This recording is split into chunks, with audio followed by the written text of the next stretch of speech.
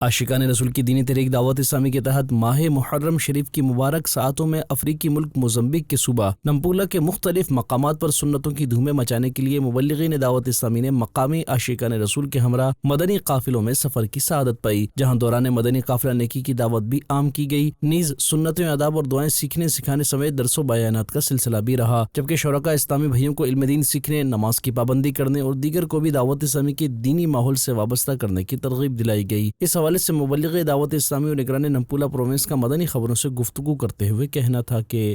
الحمدللہ عز و جل سید شیخ طریقت امیر اہل سنت دامت برکاتہ عالیہ کی ترغیب اور فرمان پر دنیا بھر میں